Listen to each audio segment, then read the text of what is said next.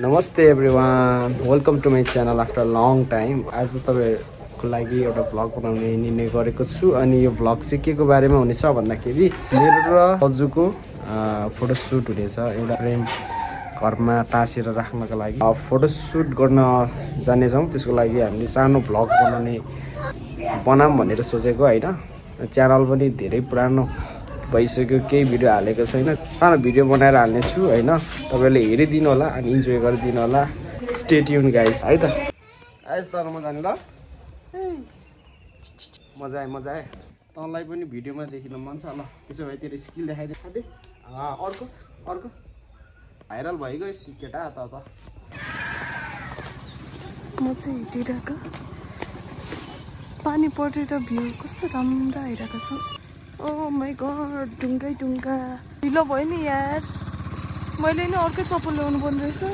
Welcome back to my new view blog guys after long time. अब हामी चाहिँ राईको कल्चरल ड्रेसमा फोटो खिच्नका लागि जाँदैछौँ, फोटोसुटको लागि।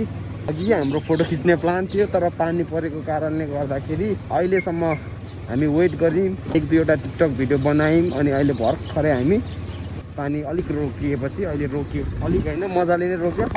भिडियोग्राफर झन्डै लड्नु भयो पछाडि। यसरी साइडमा बस्ने पानी छैन नि त, यो यसरी साइडमा बस्ने। ड्रेस लगाएर बस्नु भएको छ। म पनि ड्रेस लगाएको छु, भित्र दाउरा सुरुवाल राईको, तर त्यो 4 हुन्छ भनेर चाहिँ ट्र्याक र ज्याकेट लगाएको छु। अनि यहाँ हेर्नु मेरो खुट्टा कस्तो भइरहेको छ।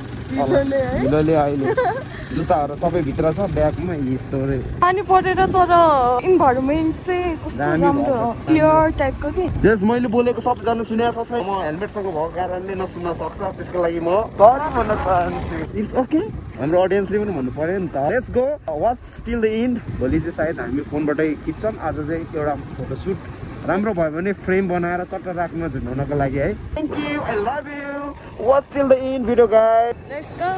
मजा आइरहेको छ, भिडियो चाहिँ लागिरहेको छ खुट्टामा। धेरै पोल्युसन भएको कारणले दिक्क भयो अहिले यो पानी परेको चाहिँ। सरी उड्यो बादल म बसेको पानी परेर त्यहाँ कार्टुनहरूले गएर खुट्टा धुनु नि। कहाँ राख्नु? भित्रै लगेर जाऊँ है, त्यही धुनु। धुँदैछ म खुट्टा। सब्जी चाहिँ भित्र पसिसक्यो, म चाहिँ यो धुएर बस्दैछु। यसलाई धुएर ठ्याक्क यो नभएको भए पुरै 4 हुन्छ। हल्का अब हामी चाहिँ एरेन्ज गरेर फोटो ठक्क खिच्छौँ है। एरेन्ज गरिदिँदै हुन्छ। हजुरको नाम के होला? सेवा। केटा र केटीलाई छुट्टा छुट्टै तरिकाले गर्छ थाहा होला नि हो। ल सिकाउनु न त मलाई कसरी। यस्तो मात्रै गरेको देखेको छु।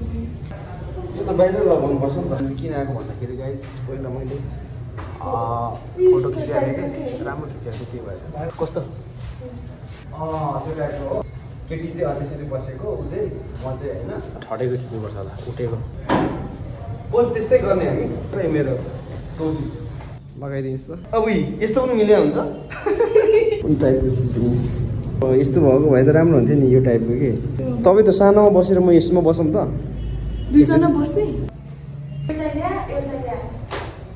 यति नै भयो भने हामी त यहाँ सर्लो हेर्नु। अहिले खिचेकोहरू चाहिँ अलिक राम्रो राम्रो। ल हामी फाइनली सुरक्षा खासै त्यस्तो धेरै राम्रो छैन, त्यस्तो नराम्रो छैन है।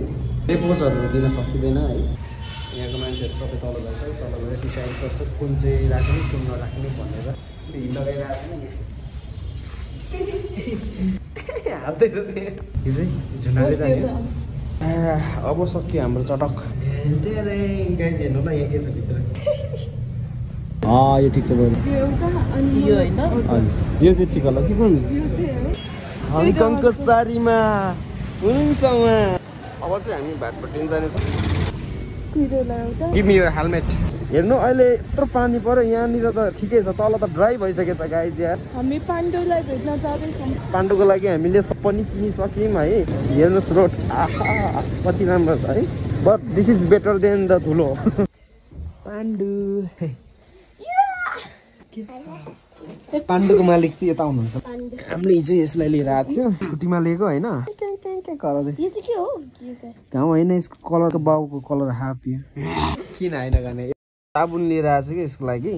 हामी तँलाई भेट्न 3 मन्थ भएपछि चाहिँ उसलाई रेबिजको सुई हाल्नुपर्छ ल तेरो गिफ्ट हेर तँलाई लाज छैन नाङ्गै हिँड्न लगा आफै लगा हादी हादी अर्को अर्को thank you my bro thank you so much everyone for watching till the end अनि अर्को भिडियोमा हामी फेरि भेट्नेछौँ तबसम्मको लागि टेक केयर बाई बाई